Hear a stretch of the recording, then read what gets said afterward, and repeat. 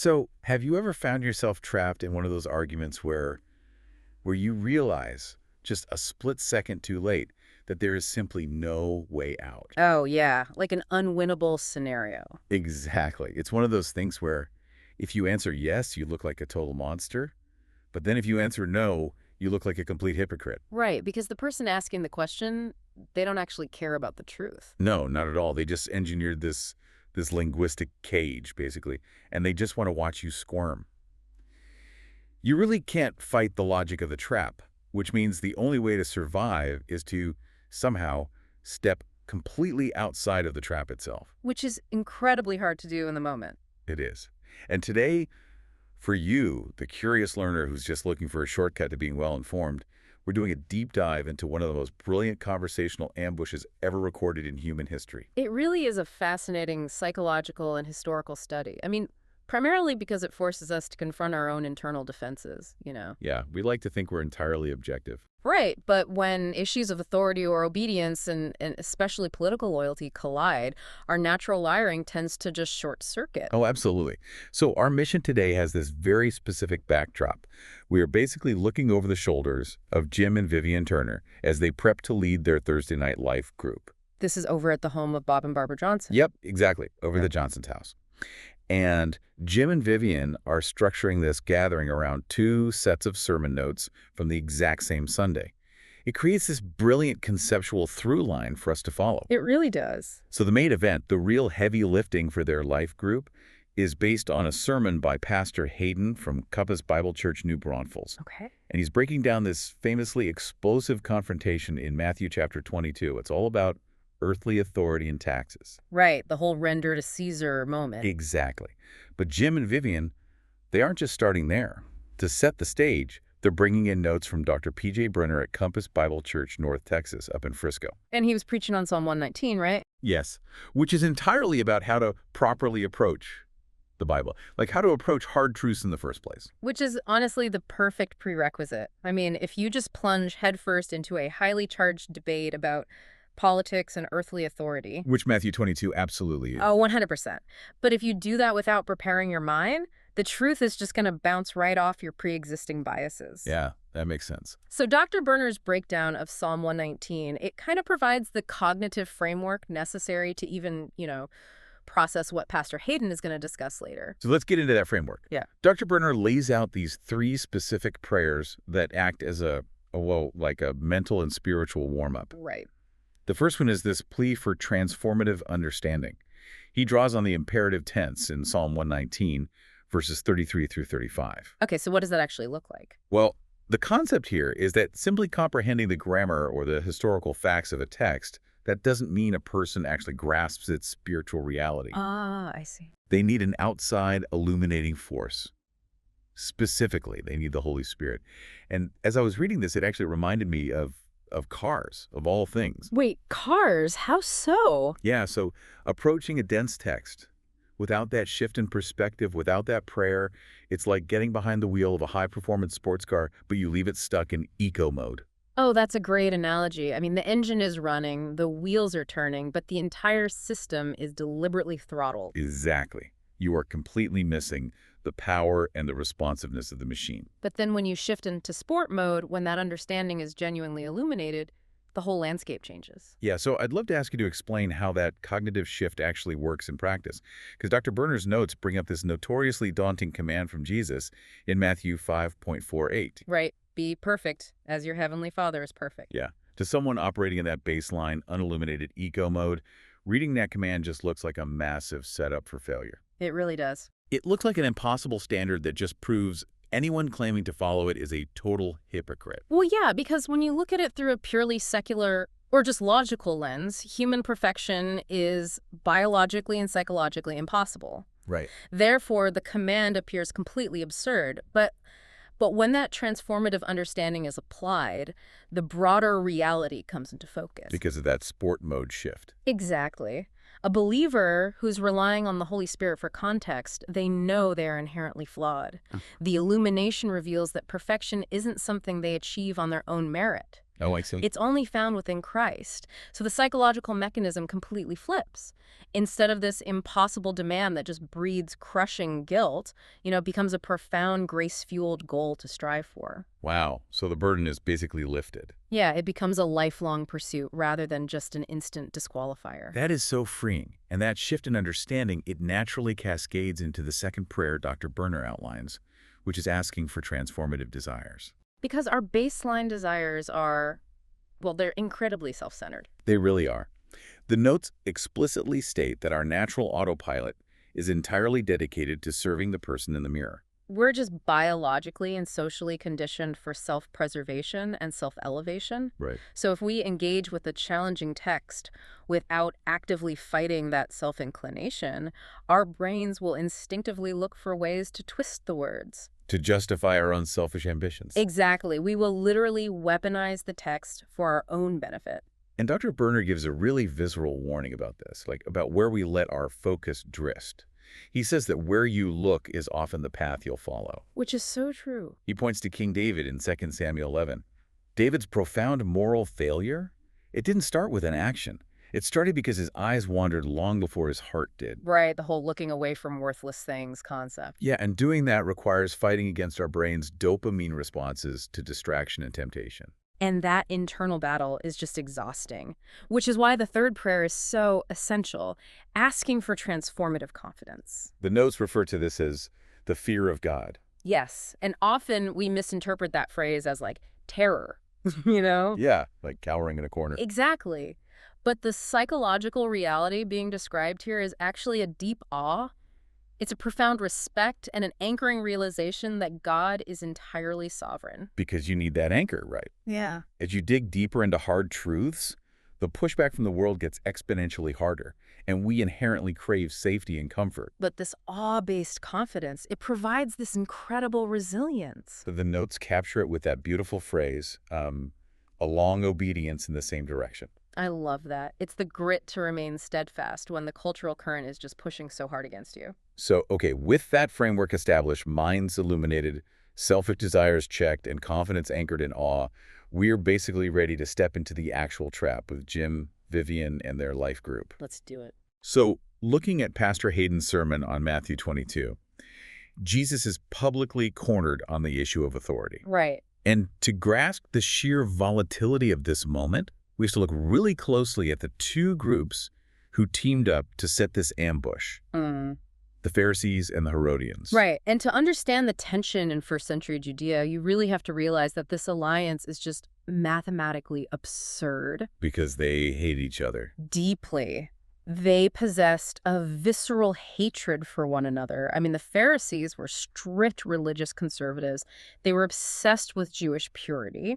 They vehemently rejected the creeping influence of Greek and Roman culture, and they deeply resented the daily humiliation of Roman military occupation. But they couldn't spring the trap on their own, so they brought the Herodians with them. Yes. And the Herodians, they functioned essentially as the Roman Empire's localized fan club. Basically, yeah. According to the Logos commentary notes, they were a political faction completely loyal to Herod Antipas, who was just a puppet ruler backed by Rome. Right, so they embraced the Hellenistic culture that the Pharisees despised. They played fast and loose with Jewish law, and they often acted as informants for the corrupt government. Wow. So you have to imagine the environment here. The streets of Jerusalem were an absolute powder keg. Oh, yeah. You had zealots actively staging violent uprisings, and the Romans responding with public crucifixions just outside the city walls. The friction was a daily reality. Exactly.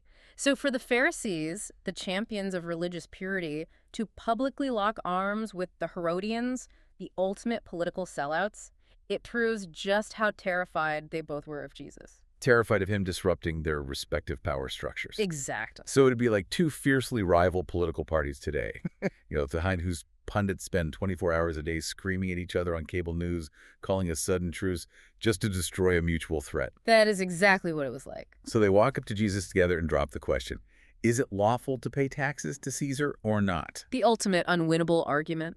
Yes.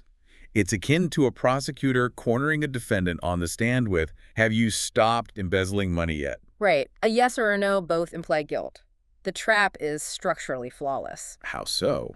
Well, if Jesus says yes, pay the tax, The Pharisees immediately turn to the Jewish crowds and brand him a Roman sympathizer. Oh, wow. They destroy his credibility as a religious leader and paint him as a traitor to God's chosen people. But if he says no? If he says, no, don't pay the tax, the Herodians are standing right there. They immediately arrest him for sedition, treason, and inciting a tax revolt against the Roman Empire. So either his ministry is destroyed by the mob or his life is ended by the state.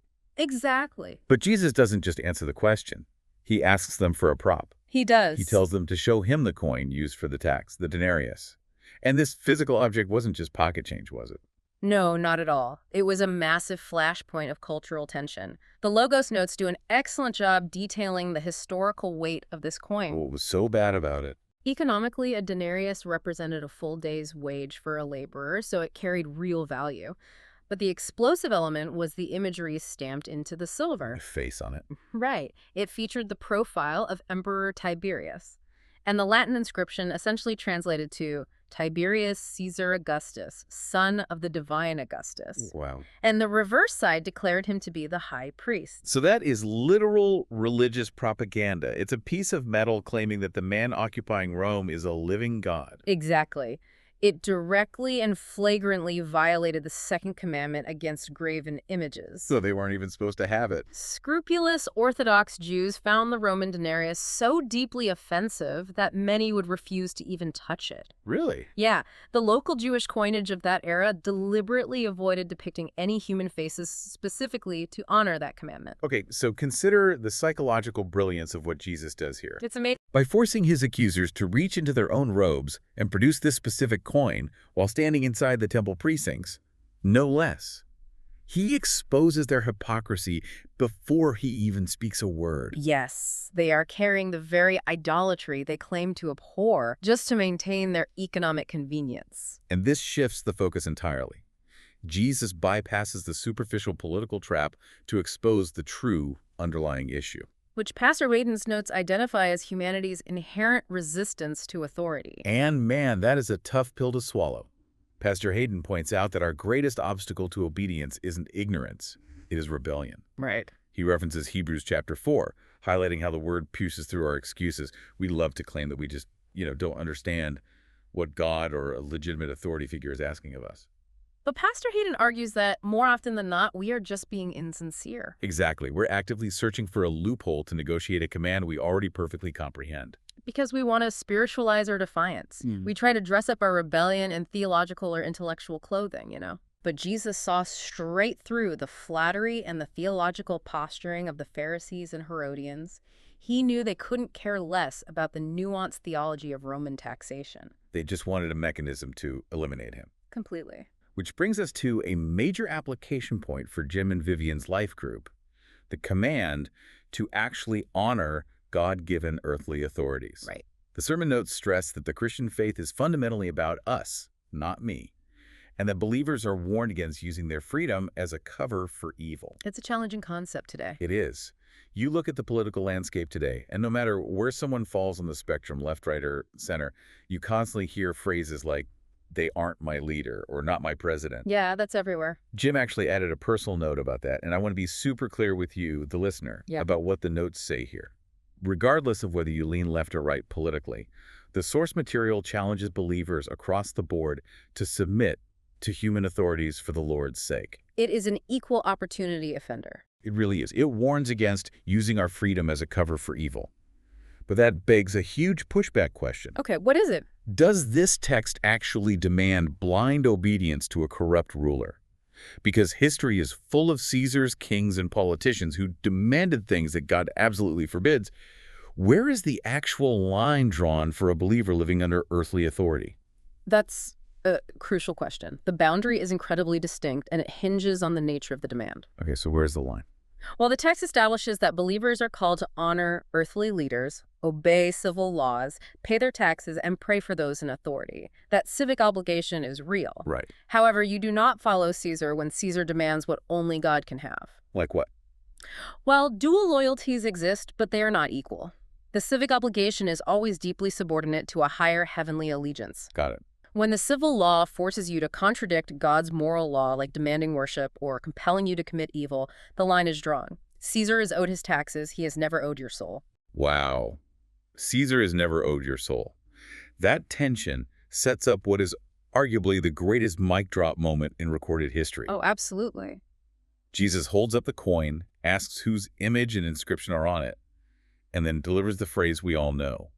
Render to Caesar the things that are Caesar's, and to God the things that are God's. And the brilliance of this answer relies heavily on the ancient understanding of an image. Right, because an image meant ownership. Exactly. In the ancient Near East, kings and emperors would erect statues and images of themselves in territories they had conquered. The image was a declaration of ownership. So it meant my sovereign rule extends to this place. Right. So Jesus points to the coin and essentially says, Caesar stamped his face on this piece of metal. Therefore, he has a rightful earthly claim to collect it. Give him his money back. But the profound turning point happens in the second half of that sentence. Yes. And to God, the things that are God's. This immediately pulls the listener back to Genesis chapter 1. Oh, right. Because God created mankind in his own image. Exactly. God didn't erect stone statues across the earth to declare his sovereignty. He made living, breathing humans to be his image bearers. The theological weight of that is just staggering. I mean, Caesar's image is stamped on cheap, temporary silver, but God's image is stamped onto your very humanity. Right. Therefore, God possesses a rightful, total claim over you. Your ultimate self, your moral allegiance, your worship. None of that belongs to the state. So when Jesus told that first century audience to give back to God the things that are God's, they would have instantly recognized that he was demanding they offer their whole selves. Their undivided loyalty back to their creator. Yeah. But looking at the Logos commentary notes Jim is using to guide the life group, a huge question arises about how this plays out institutionally. Okay. If our supreme ultimate loyalty belongs to God, does this source material suggest that the church should aggressively try to control the government to ensure God gets his due down here on earth? Like building a theocracy. Yeah, exactly. Does the text support that? No, not at all. And the Logos notes synthesize this beautifully by affirming that the relationship between religion and government is meant to be deeply personal and individual, not institutional. Okay, so they remain separate. Yes, it is absolutely right and good for believers to serve in public office, to vote, and to bring their moral convictions into the public square. Right.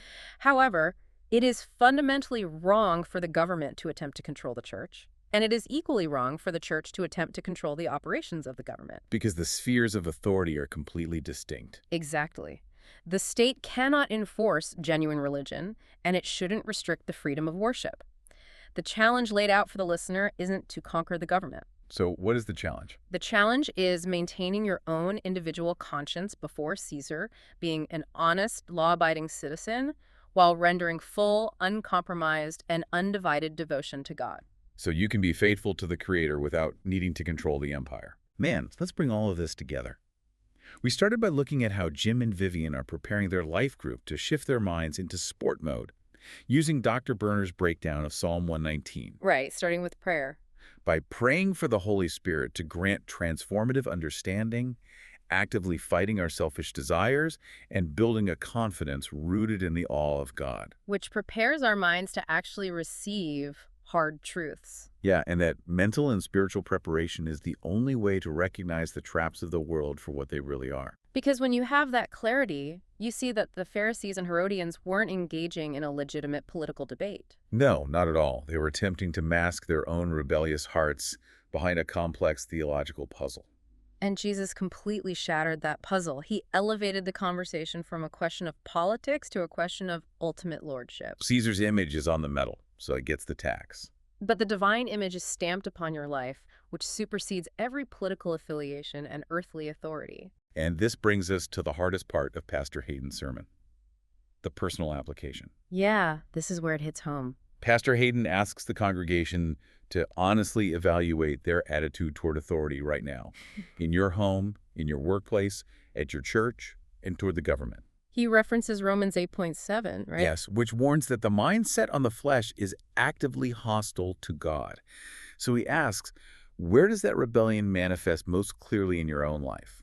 It forces a deeply uncomfortable self-reflection. I mean, sometimes our rebellion is loud and defiant. Sure. But more often, especially for those who consider themselves mature or well-informed, the the rebellion takes the form of quiet grumbling. Oh, that is so true. We might offer outward compliance, like we follow the rules, we pay the taxes, we show up to work, but underneath the surface, there is a deep, simmering inward resistance. And that quiet grumbling is incredibly dangerous because it feels justified. It's basically just rebellion with excellent PR. Which is exactly what the Pharisees specialized in. It is. And that leads to a final provocative thought I want to leave you with. Drawing on a connection Jim and Vivian made in their life group curriculum from Mark chapter 7. Oh, about the traditions. Yeah, that passage highlights how the religious leaders meticulously used man-made traditions to create loopholes so they could technically avoid obeying God's actual commands while still looking holy. Just looking for a way out. Exactly. So take a hard look at your own habits and thought patterns this week. In what specific subtle ways are you tempted to search for those loopholes? Where are you aggressively trying to find an exception, a technicality, or a different interpretation? Simply because you want an excuse to dismiss the authorities God has placed over you. That's a tough question to ask yourself. It is. Think about what your daily grind would look like tomorrow if you just stopped negotiating with the rules you already clearly understand. Right. What if, instead of analyzing the red wire and the blue wire, instead of looking for the loophole in the trap, you just fully rendered your heart back to the one whose image you bear? Because the next time the world tries to corner you with an unwinnable argument, you don't have to play their game. You just have to remember who holds the ultimate claim on your life.